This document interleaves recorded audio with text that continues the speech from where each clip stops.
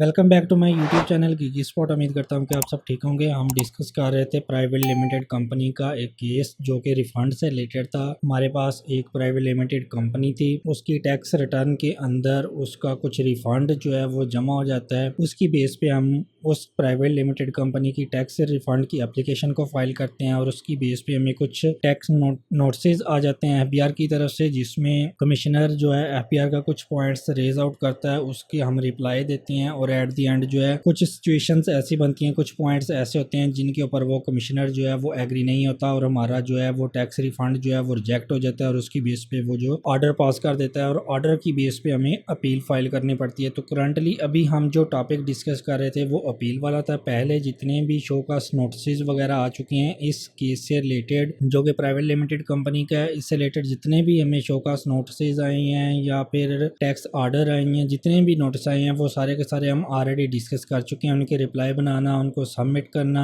Online कैसे उनको submit करना है, तो वही सारी की सारी चीज़ें हम ऑलरेडी डिस्कस कर चुके हैं। उनके ऊपर डिटेल वीडियोस जो है वो मैंने अपलोड की हुई हैं, वहाँ से आप देखेंगे तो आपको सारा का सारा जो केस है वो समझ आ जाएगा। तो लास्ट जो वीडियो थी उसमें हमने कुछ डॉक्यूमेंट्स जो थे वो हमने कंप्लीट कर लिए थे। ये अभी मैंने आपके सामने ओपन किया हुआ है कवर लेटर अपील का। ये वाले जो डॉक्यूमेंट थे 8 डॉक्यूमेंट, ये वाले हम अपील फाइल करने के लिए रेडी कर रहे थे। इसमें जो डॉक्यूमेंट है 8 नंबर वाला वो भी हमने कंप्लीट कर लिया था। 7 नंबर पे जो है वो भी हो गया कंप्लीट हमारा। 6 नंबर वाला और 5 नंबर वाला, ये लास्ट जो 4 डॉक्यूमेंट्स हैं ये हम ऑलरेडी कंप्लीट कर चुके हैं। सेपरेट वीडियोस मैंने इनके ऊपर बनाई हुई हैं, डिटेल वीडियोस हैं, उसमें हर चीज़ को हमने डिस्कस किया हुआ है। वो सारी की सारी वीडियोस मैंने अपलोड की हुई हैं यूट्यूब चैनल के ऊपर, वो आप देखेंगे तो आपको हर चीज़ की समझ आ जाएगी। इस डॉक्यूमेंट्स के अंदर जो जो हमारे डॉक्यूमेंट्स रह गए हैं वो अभी मैं आपको बता देता हूँ। सबसे पहला जो है हमारा फॉर्म ऑफ अपील, जो है अपील का जो फॉर्म होता है मोस्ट इंपॉर्टेंट डॉक्यूमेंट है वो हमारा रहता है। दूसरे नंबर पे जो डॉक्यूमेंट है वो हमारे टैक्स नोटिस और ऑर्डर हैं जो हमें एफबीआर की तरफ से रिसीव हुए हैं, वो हम ऑलरेडी उनको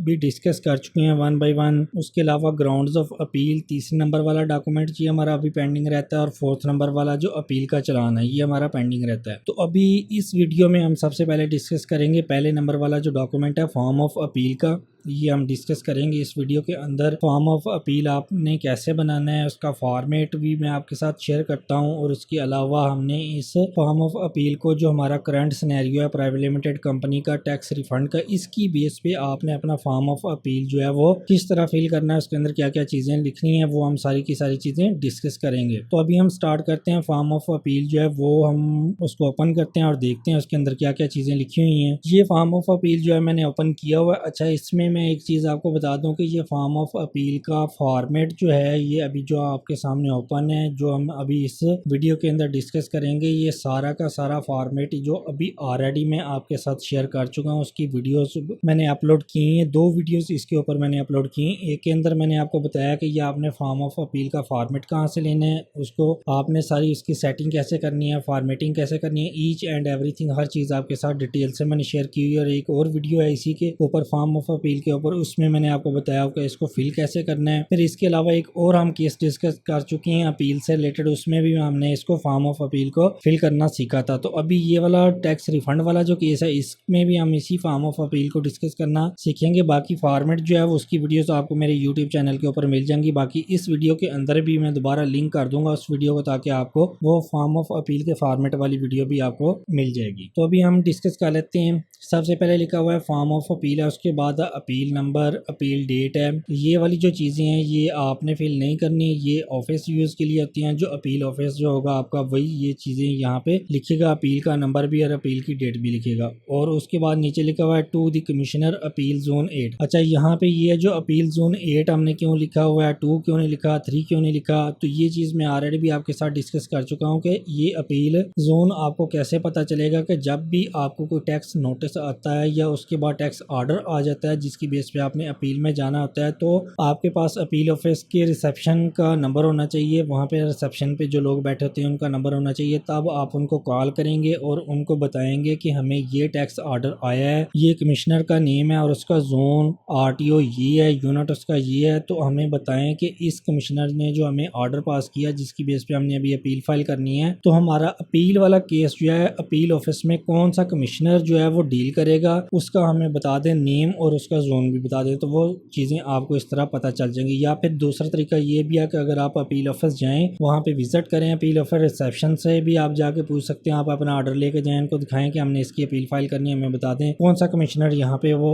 डील करेगा। और बाकायदा उन्होंने वहाँ पे लिख के भी लगाया होता है कि टैक्स ऑफिस जो होता है उसके जो जोन यूनिट वगैरह हैं उनसे रिलेटेड अपील ऑफिस में कौन कौन से कमिश्नर जो हैं वो डील करेंगे। फर्ज कर लो कि टैक्स ऑफिस के अंदर यूनिट जो है या जोन जो है, टैक्स ऑफिस का जोन 5 है, तो अपील ऑफिस के अंदर में भी उस जोन को जोन 2 वाला या 3 वाला कमिश्नर डील करे। तो इस तरह सारी की सारी चीज़ें आपको अपील ऑफिस से पता चल जाएंगी। उसके बाद लिखा हुआ है amount of appeal fee paid. ये अपील की फीस है 5000 है प्राइवेट लिमिटेड कंपनी की। इंडिविजुअल और ऑफ पार्टनरशिप बिजनेस या एओपी बिजनेस जो होता है उसकी 2500 होती है। ये जो फीस है ये भी आपको इनकम टैक्स ऑर्डिनेंस के अंदर अपील वाला जो एक चैप्टर है वहाँ पे आपको ये चीज़ें मिल जाएंगी। हर साल आपने जब भी टैक्स ऑफिस जो इनकम टैक्स ऑर्डिनेंस अपडेट होता है तो आपने देखना है कि इस साल जो फीसें जो हैं वो अपडेट हुई हैं या नहीं है। तो इसलिए आपको हर साल ये चीज़ चेक करनी पड़ेगी कि इस साल अपील की फीस कौन सी है। तो ये चीज़ें आपने वेरीफाई करनी है और अप टू डेट रहना है इन चीज़ों से। उसके बाद date of payment of appeal fee है, ये जिस डेट को आप अपील का चलान बना के अपील फीस पे करेंगे वो डेट आपने यहाँ पे मेंशन करनी है। ये चलान कैसे बनाना है ये भी हम अभी देखेंगे, उसके ऊपर मैं एक सेपरेट वीडियो बना के अपलोड करूंगा। उसके बाद नीचे आ जाता है amount of tax additionally whether requirement of tax payment for filing of appeal matter or not. ये वाला जो है ना इसको आपने नो ही रहने देना है, टिक कर देना है, इसको आपने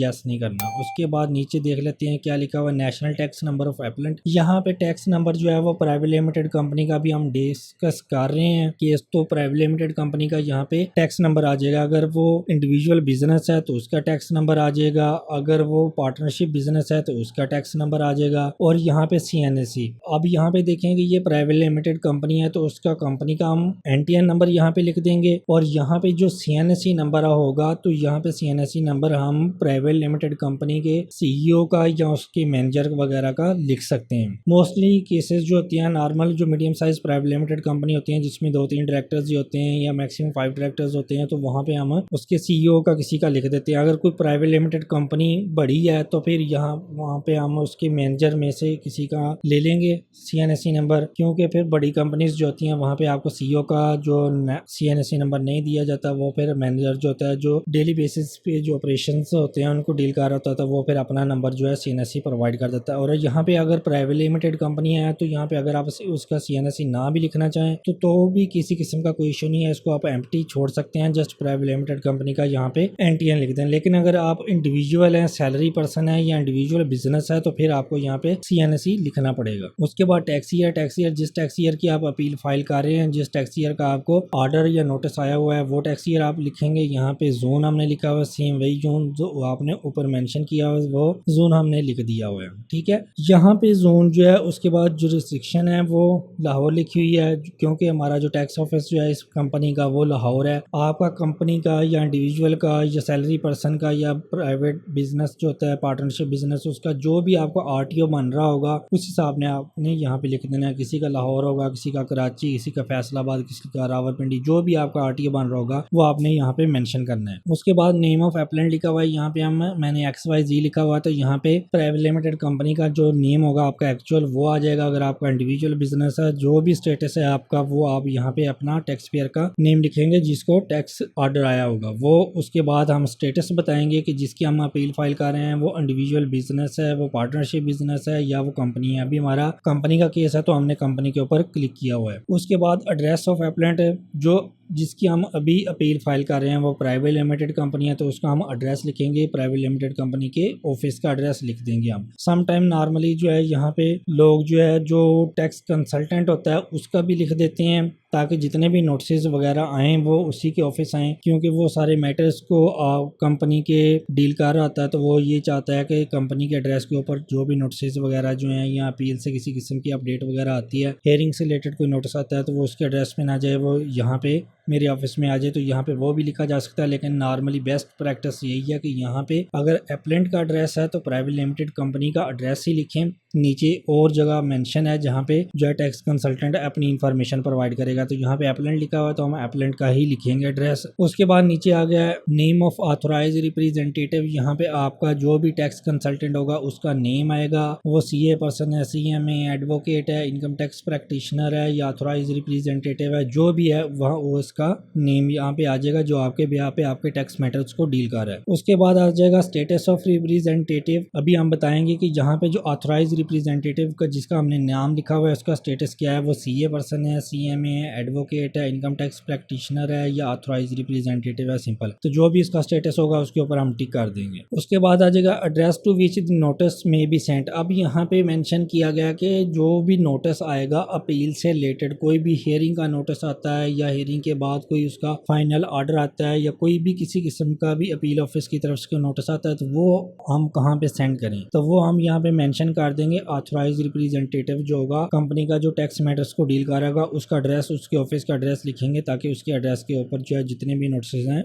वहाँ आए। उसके बाद हमने लिखा हुआ है name of the commissioner who pass the order, कि जो हमें टैक्स ऑर्डर आया हुआ है जिसकी बेस पे हम अभी अपील फाइल कर रहे हैं उस कमिश्नर का नेम लिखें। तो हमारा जो केस था उसमें कमिश्नर का नेम ये है अहमद अकमल। अभी मैं आपको दिखा भी देता हूँ, ये हमारा ऑर्डर था। ऑर्डर के अंदर अभी मैं आपको बताता हूँ कि सबसे लास्ट जो पेज होता है उस पर कमिश्नर से रिलेटेड इन्फॉर्मेशन लिखी थी। अभी ये देखिए पेज 2 और 3 लिखा हुआ है ना, तो 3 पेज नंबर के ऊपर इसका जो कमिश्नर था जिसने ऑर्डर पास किया था उसकी इन्फॉर्मेशन लिखी होगी, तो वो आपने वहाँ से देख के लिख देना है। ये देखिए ये नोटिस मुझे मिल गया, इसके अंदर जो है पेज के अंदर लास्ट पेज जो है ये वाला, इसके अंदर लिखा हुआ है अहमद अकमल। इसी ने हमारा ये जो जितने भी टैक्स नोटिस थे रिफंड से रिलेटेड उसने ये इशू किए थे और इसी ने हमारा ये वाला ऑर्डर जो है इशू किया था जिसमें हमारा ये रिफंड जो है ये यहाँ पे ये देखें डिसीजन के अंदर रिजेक्ट लिखा हुआ है, इसी ने हमारा रिफंड जो है रिजेक्ट किया था। तो इसी कमिश्नर का हमने यहाँ पे नेम मेंशन किया हुआ है अपने फॉर्म के अंदर। CIT कोड आपने नहीं लिखना है। इनकम डिक्लेयर, ये वाली इनकम कौन सी डिक्लेयर आपने करनी है जो आपकी इनकम टैक्स रिटर्न के अंदर होगी वो आपने यहाँ पे मेंशन कर देनी है। यहाँ पे हमने ये लिखी हुई है माइनस के अंदर लॉस में लिखी हुई है, ये देखें ये वाली 252,43494 ये वाली हमारी टोटल इनकम जो है वो हमने लिखी हुई है। उसके बाद यहाँ में ये वाले जो सिग्नेचर्स वगैरह है who receive the appeal name ये वाले आपने नहीं लिखने, ये FBR के जो ऑफिस होगा उसके लिए है, वो खुद इस चीज़ को फिल करेंगे। अब यहाँ पे आ जाती हैं इनकम टैक्स। इनकम टैक्स आपकी जो होती है रिटर्न उसके अंदर जो इनकम टैक्स होता है वो अभी मैं आपको दिखा देता हूँ। यहाँ पे देखें ना रिफंडेबल इनकम टैक्स, हमारा तो रिफंड बना हुआ है ना, तो इसलिए हमने नहीं लिखा हुआ है क्योंकि हमारा रिफंड है। तो सम टाइम जो है आपको नोटिस आ जाता है जिसमें हमारा रिफंड का नहीं होता, सिनेरियो कोई और होता है, तो आपने टैक्स भी पे किया होता है तो वो आप यहाँ पे लिख सकते हैं। लेकिन आपको बेहतर मशवरा दूँ मैं कि यहाँ पे आपने इनकम टैक्स ये जो वाला कॉलम है यहाँ पे आपने कुछ नहीं लिखा। बेशक आपको टैक्स आपने पे किया भी है या नहीं पे किया तो आपने नहीं लिखा, लेकिन कुछ सिनेरियोज ऐसे होते हैं जिसमें हमें लिखना पड़ता है क्योंकि उसमें डिफॉल्ट सरचार्ज वगैरह पेनल्टीज वगैरह भी लगी होती हैं, तो उस सूरत में हम लिख देते हैं क्योंकि वो टैक्स से रिलेटेड होता है। वो सिनेरियो ये होता है कि आपका टैक्स ज़्यादा बन रहा होता है लेकिन आपने पे कम किया होता है, तो FBR को लगता है कि आपने कंसीलमेंट किया टैक्स की, तो उस सिनेरियो में आप ये वाली इंफॉर्मेशन जो है यहाँ पे प्रोवाइड करेंगे। तब आप अगर उस तरह का कोई आपका ऑर्डर हो तो तब आप इनकम टैक्स यहाँ पे लिखेंगे। उसके फिर उस ऑर्डर में आपको डिफॉल्ट सरचार्ज और पेनल्टी वगैरह भी अगर लगी होगी तो वो भी आप यहाँ पे मेंशन करेंगे। लेकिन अभी हमारा सिनेरियो थोड़ा सा डिफरेंट है, रिफंड से रिलेटेड है, तो इसलिए हम ये वाली दो चीज़ें जो हैं ये हम मेंशन नहीं करेंगे क्योंकि हमारा जो ऑर्डर था उसमें डिफॉल्ट सरचार्ज और पेनल्टी वगैरह नहीं है और रिफंड भी इनकम टैक्स भी हमने नहीं पे किया, तो ये चीज़ें हम इसलिए एम्प्टी छोड़ देंगे। अब अदर्स वाले के अंदर हमने लिखेंगे कि यहाँ पे हमारा ना तो डिफॉल्ट सरचार्ज लगा ना पेनल्टी लगी है, लेकिन उन्होंने हमारी ये टोटल डिमांड बनाई हुई थी 3,30,000 की। ये वाली डिमांड कहाँ पे बनाई हुई है, ये अभी मैं आपको जो ऑर्डर है हमारा जिसकी बेस पे हम अभी एप्लीकेशन फाइल कर रहे हैं, अपील फाइल कर रहे हैं, उसके अंदर मैं आपको दिखाता हूँ। ये वाला ऑर्डर है हमारा, यहाँ पे ये देखें ये सारी की सारी उन्होंने वर्किंग की थी, कैलकुलेशन जो है इनकम टैक्स ऑफिसर ने या कमिश्नर ने करके उसके बाद ये वाली डिमांड उन्होंने बना दी थी कि आपने सारी वर्किंग एडजस्टमेंट करने के बाद मजीद आपकी इतनी डिमांड बनती है, ये वाली आपने पे करनी है। लेकिन हमारा जो है सिनेरियो थोड़ा सा डिफरेंट था क्योंकि उसने एक एडजस्टमेंट जो थी वो कर ही नहीं रहा था जिसकी बेस पे वो जो है हमारी इतनी डिमांड बना रहा था, लेकिन हमारी डिमांड नहीं बनती थी वो ये वाली अमाउंट की एडजस्टमेंट नहीं कर रहा था। ये वाली अमाउंट जो है इंपोर्ट से रिलेटेड इसकी क्या एडजस्टमेंट होनी है क्या नहीं होनी, ये सारी चीज़ें हम already A to Z discuss कर चुके हैं। जब हमने इस केस के टैक्स नोटिस को डिस्कस किया था वहाँ पे मैंने आपको ये चीज़ें डिटेल से समझाई थी। ये वर्किंग जितनी भी की हुई है ये भी मैंने आपको बताई थी कि इस वर्किंग में क्या इश्यूज हैं, कौन सी जो है मिस्टेक वो इनकम टैक्स कमिश्नर जो है वो कर रहा है, जिसकी बेस पे उसने ये वाली हमारी इतनी डिमांड बना दी। हालांकि हमारी इतनी डिमांड नहीं बनती और हमारा जो है वो टैक्स रिफंड बनता है जो कि हम लेना चाह रहे हैं, जिसकी बेस पे हमने एप्लीकेशन फाइल की थी। तो ये सिनेरियो था हमारा, तो ये अमाउंट हमने यहाँ पे मेंशन की हुई है। उसके बाद नीचे हम आ जाते हैं। उसके बाद ये वाला हमारी कोई अनडिस्प्यूटेड लाइबिलिटी वगैरह नहीं है, वो हमने नहीं लिखी हुई। अब इसके बाद टैक्स डिमांड अंडर सेक्शन 137, ये आपको 137 का एक नोटिस आएगा, उसके अंदर टैक्स डिमांड वगैरह लिखी होगी। टैक्स डिमांड कौन सी होगी, सेम वही ये वाली अमाउंट होगी जो ऑर्डर के अंदर लिखी होगी। ठीक है, जितनी लाइबिलिटी आपके ऑर्डर के अंदर बनी होगी वही अमाउंट जो है डिमांड नोटिस जो होगा 137 का उसके अंदर उन्होंने मेंशन की होगी, वो अमाउंट आपने यहाँ पे लिखनी है। ठीक है, तो अभी हमें 137 का नोटिस जो है वो अभी मिला नहीं था, तो उससे पहले जो है हमने ये अपील का फॉर्म जो है रेडी करना शुरू कर दिया, एप्लीकेशन फाइल करनी शुरू कर दी। लेकिन जब हमें वो मिलेगा तो हम यहाँ पे वो वाली अमाउंट भी फिल करेंगे, सेम ये वाली अमाउंट जो है वो हम लिखेंगे। जब आप अपील फाइल करेंगे ऑर्डर के बाद आपने लाजमी चेक करना है अपने FBR की वेबसाइट के अंदर लॉगिन करके इनबॉक्स के अंदर वहाँ पे आपको 137 का भी नोटिस आया होगा, उसके अंदर भी सेम डिमांड होगी। तो ये वाली सेम अमाउंट जो है ये वाली यहाँ पे आ जाएगी। और इसके बाद नीचे जो है ये चीज़ें आपने इसको नहीं चढ़ना है, ये सारा का सारा टेक्स्ट जो है फॉर्मेट का है, इसको आपने ऐसे लिखने देना है। उसके बाद ये वाला जो है यहाँ पे थोड़ी सी चेंजेस होंगी। यहाँ पे लिखा हुआ है the order has been passed against, यहाँ पे मैंने XVZ प्राइवेट लिमिटेड कंपनी लिखा हुआ है, तो यहाँ पे आपका एक्चुअल कंपनी का जो भी नेम बनता होगा वो आएगा। अगर आपका जो भी स्टेटस है, इंडिविजुअल बिजनेस है या पार्टनरशिप बिजनेस है या सैलरी पर्सन है, जाहिर सी बात है कोई भी सिनेरियो आपका हो सकता है। आपकी प्राइवेट लिमिटेड कंपनी का टैक्स रिफंड भी हो सकता है, पार्टनरशिप बिजनेस का, इंडिविजुअल बिजनेस का, अगर आप सैलरी पर्सन है तब भी आपका टैक्स रिफंड का केस हो सकता है। तो जो भी आपका स्टेटस होगा वो आपने यहाँ पे नेम लिखना है, उसका आगे रजिस्ट्रेशन नंबर लिख देना है, और जो भी सेक्शन इसका बनता है आपका ऑर्डर का वो आपने 170 जो हमारा रिफंड से रिलेटेड सेक्शन है वो हमने मेंशन किया हुआ है। उसके बाद the further details copy of order has been attached to this appeal, ये वाले जो ऑर्डर्स होंगे ये वाला ऑर्डर की कॉपी, ये जो नोटिस अभी आए होंगे ये वाले पहले जो आते हैं ऑर्डर से पहले, ये सारे के सारे हम अपील फॉर्म जब फिल कर रहे होंगे अपील के जितने भी डॉक्यूमेंट्स होंगे उनके साथ अटैच करेंगे, क्योंकि हमने यहाँ पे मेंशन भी किया हुआ है कि हम जो ऑर्डर हमारा पास हुआ है जिसकी बेस पे अभी हम अपील फाइल कर रहे हैं वो ऑर्डर भी हम इस अपील फॉर्म के या अपील डॉक्यूमेंट्स के साथ अटैच करके आपको देंगे। हालांकि FBR जो अपील ऑफिस होता है वहाँ उनके पास होता है, उनके पास सारी की सारी टैक्स पेयर की एक्सेस होती है, उनके पास ये सारे नोटिस वगैरह होते हैं ऑनलाइन अवेलेबल, और ऑर्डर भी होते हैं, सारी चीज़ें होती हैं। लेकिन हमने ये चीज़ें दोबारा जब अपील फाइल कर रहे होते हैं तो अटैचमेंट के अंदर हमने ये सारी की सारी चीज़ें अटैच करनी होती हैं लाजमी। उसके बाद लिखा हुआ है grounds of appeal attach separate sheet if required, तो यहाँ पे जो है अपील, यहाँ पे आप ग्राउंड्स ऑफ अपील जो है वो लिखेंगे, यहाँ पे आप सेपरेट ग्राउंड्स ऑफ अपील की जो है फाइल वो भी अटैच कर सकते हैं, इसके अंदर भी लिख सकते हैं। लेकिन जो बेहतर प्रैक्टिस यही है कि आप जो है ना ग्राउंड्स ऑफ अपील की एक सेपरेट फाइल बनाएं, और सेपरेट फाइल कह रहा हूँ सेपरेट डॉक्यूमेंट बनाएं जिसके अंदर आप अपने ग्राउंड्स ऑफ अपील लिखेंगे, क्योंकि ग्राउंड्स ऑफ अपील जो है आपके 10 to 15 या 20 या 25 भी हो सकते हैं maximum, scenario case to case जो है वो डिपेंड करता है। तो इसलिए अगर वो सारी की सारी चीज़ें आप इसी फॉर्म के अंदर लिखेंगे तो फॉर्म बहुत ज़्यादा लेंथी हो जाएगा। फिर जो है जब आप अपील में जाएंगे तो आप भी फॉर्म के अंदर ये सारी चीज़ें लिखी होंगी तो आपको अंडरस्टैंड करना भी काफ़ी ज़्यादा मुश्किल होगा। तो इसलिए आपने ये सारी चीज़ें जो है ना वो उनको सेपरेट ही रखना है, ताकि जो है ना अपील के अंदर केस डिस्कस करने में किसी किस्म का कोई इशू ना हो। तो इसलिए हम भी जो है ग्राउंड्स ऑफ अपील का एक सेपरेट डॉक्यूमेंट बनाएंगे, तो इसलिए हमने यहाँ पे मेंशन कर दिया कि एक सेपरेट शीट जो होगी ग्राउंड्स ऑफ अपील से रिलेटेड वो हम अटैच करेंगे हमारी अपील की डॉक्यूमेंट्स के साथ। उसके बाद हमने लिखा हुआ है brief claim in appeal slash player, यहाँ पे हमने लिखा हुआ it is clear to deleted because the order pass is wrong baseless in point of facts and in point of law the taxation officer was in hurry to pass the tax order without considering the exact law and also misunderstood our explanation which was based on exact section of income tax ordinance 2001। अब ये वाला जो para है, ये वाला para आपको जो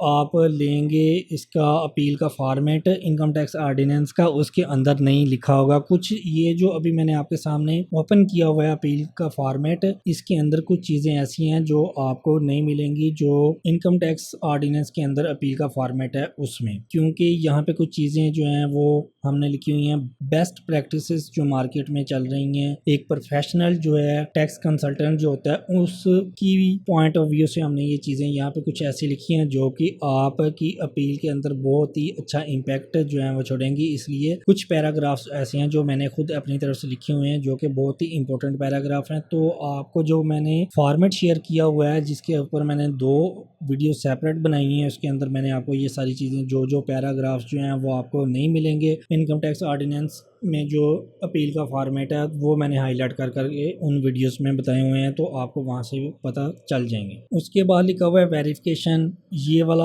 हमने लिखा हुआ IXYZ। यहाँ पे जो है सबसे पहले आएगा नेम आएगा जो बंदा अपील फाइल कर। अब हमारा जो प्राइवेट लिमिटेड कंपनी का केस है तो हम यहाँ पे सबसे पहले CEO का नेम लिखेंगे, सन ऑफ CEO के फादर का नेम लिखेंगे। अगर जो है वो हमारा CEO के पास एक्सेस नहीं है तो मैनेजर है, मैनेजर का नेम और उसके फादर का नेम लिख देंगे, ठीक है। उसके बाद लिखा हुआ है individual the applicant do hereby declare that whatever is status above is true to the best of my knowledge and belief। ये पैराग्राफ ये जो है वो मैंने खुद लिखा हुआ है, ये चीज़ें आपको वहाँ से नहीं मिलेंगी। तो ये चीज़ें आपने लिहाज फॉर्मेट जो है वो मैंने आपके साथ जो शेयर किया हुआ है वो फॉर्मेट आप सेम वही यूज़ करेंगे, आपको बार बार चीज़ें जो है वो चेंज करने की ज़रूरत नहीं पड़ेगी।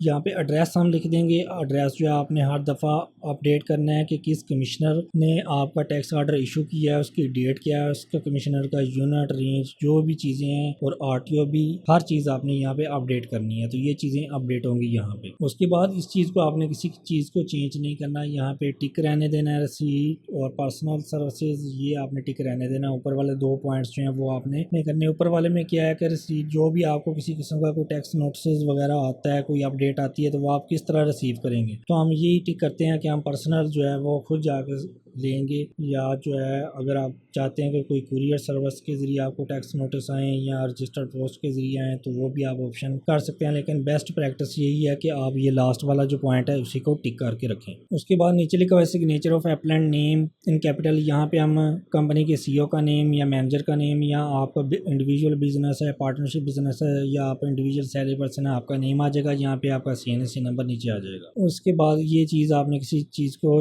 चेंज नहीं करना। यहाँ पे ये वाला जो है इसमें आपने किसी किस्म की कोई चीज़ें नहीं लिखनी। ये यहाँ पे हमने लिखा हुआ है this portion is for official use. जो हमारा अपील ऑफिस होगा वो उसके लिए ये वाला जो पोर्शन है वो यहाँ पे सारी चीज़ें फिल करेंगे, आपने इस चीज़ों को फिल नहीं करना। उसके बाद नीचे ये वाला जो है अपील एक्नॉलेजमेंट रसीद, ये वाला आप फिल करेंगे। यहाँ पे अपील जोन हमने लिखा हुआ है अपील जोन 8 जहाँ पे हमारी अपील जा रही है। सिटी हमारा कौन सा है, लाहौर। RTO हमारा लाहौर लग रहा है तो वो हमने लिखा हुआ है। आपका RTO जो भी होगा, आपका सिटी जो भी होगा जहाँ पे आप अपील फाइल कर रहे हैं वो आप लिखेंगे। उसके बाद नेशनल टैक्स नंबर कंपनी का आ जाएगा, CNSC हमारा आ जाएगा उसका, CEO का या मैनेजर का। उसके बाद यहाँ पे अपील नंबर आपने नहीं लिखना। यहाँ पे एप्लेंट नेम आ जाएगा मिस्टर XYZ, जो बंदा जो जिसका हमने यहाँ पे लिखा हुआ है। यहाँ पे आप कंपनी का जो स्टेटस है आपका कंपनी का नाम लिख दें, यहाँ पर कंपनी के CEO का या मैनेजर का लिख दें। या आपका अगर कोई पर्सनल केस है, पार्टनरशिप बिजनेस है या इंडिविजुअल सैलरी पर्सन है, वो आप यहाँ पे एप्लेंट का नेम लिख देंगे। उसके बाद सिग्नेचर ऑफ एप्लेंट, जो बंदा अपील फाइल कर रहा है उसके यहाँ पे सिग्नेचर होंगे।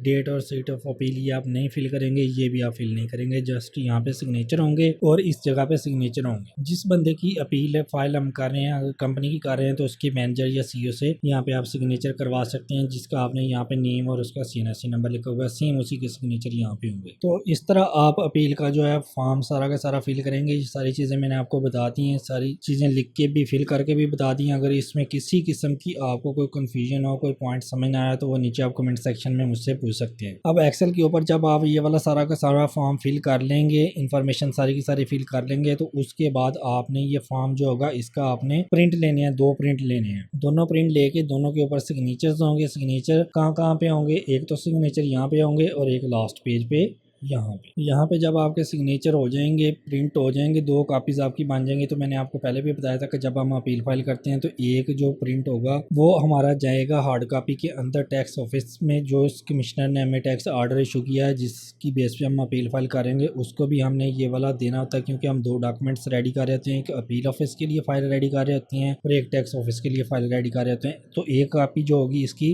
वो चली जाएगी टैक्स ऑफिस में कमिश्नर के पास जिसने हमें ऑर्डर इशू किया होता है, और दूसरी जो कॉपी होगी उसको आप स्कैन करके उसकी PDF फाइल बनाएंगे, क्योंकि अभी अपील जो है वो ऑनलाइन फाइल होती है। पहले मैनुअल होती थी, तब हम हार्ड कॉपी ही अपील ऑफिस में जमा करवाते थे, लेकिन अभी अपील जो है वो ऑनलाइन हो गया। तो दूसरी जो कॉपी होगी उसको आप स्कैन करेंगे और उसकी PDF फाइल बनाएंगे, वो हम ऑनलाइन जो है वो अटैच करेंगे जब हम अपील फाइल कर रहे होंगे। तो बाकी जो डॉक्यूमेंट्स हैं वो भी हम रेडी करेंगे अपील ऑफिस के लिए। अभी हमारे जो डॉक्यूमेंट्स हैं, ये पहले नंबर वाला अपील फॉर्म जो है वो हमने कंप्लीट कर लिया है। इसको हमने डिस्कस कर लिया कि कैसे अपील फॉर्म हमने रेडी करना है। फॉर्मेट ऑलरेडी मैं आपके साथ शेयर कर चुका हूँ। ये वाला जो केस है इसके हम ऑर्डर और टैक्स नोटिस ऑलरेडी डिस्कस कर चुके हैं। अभी हमारे जो डॉक्यूमेंट्स रह गए हैं वो ग्राउंड्स ऑफ अपील वाला रह गया। ये मोस्ट इंपॉर्टेंट डॉक्यूमेंट है, इसके ऊपर भी हम एक डिटेल वीडियो बनाएंगे, और उसके बाद जो अपील चलान जो है इसके ऊपर भी मैं एक सेपरेट वीडियो बना दूंगा कि आपने अपील का चालान कैसे बनाना है। और मुझे उम्मीद है कि आपको ये वाला जो अपील फॉर्म है ये फिल करना कैसे करना है, इसके अंदर कैसे कैसे पॉइंट्स लिखने हैं, कौन कौन सी इन्फॉर्मेशन कहाँ से लेके लिखनी है, ये सारी चीज़ें आपको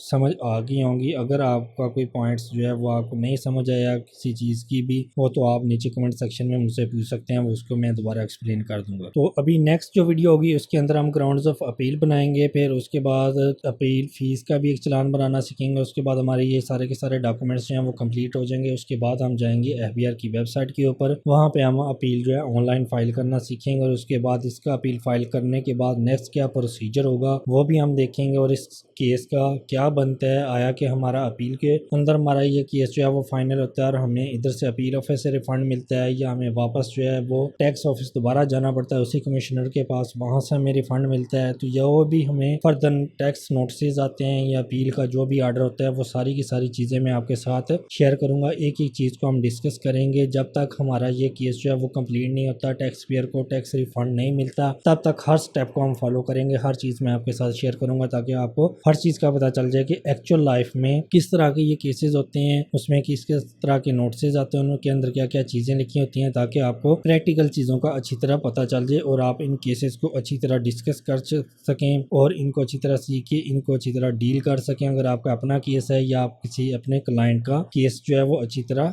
डील कर सकें। तो इस वीडियो में इतना ही था। आपने इस वीडियो को लाजमी लाइक भी करना है, शेयर भी करना है, चैनल को लाजमी सब्सक्राइब करना है। मिलते हैं न्यू वीडियो में, फिर हम इसके बाकी जो डॉक्यूमेंट्स रह गए हैं उनको हम डिस्कस करेंगे। तब तक के लिए अल्लाह हाफिज़।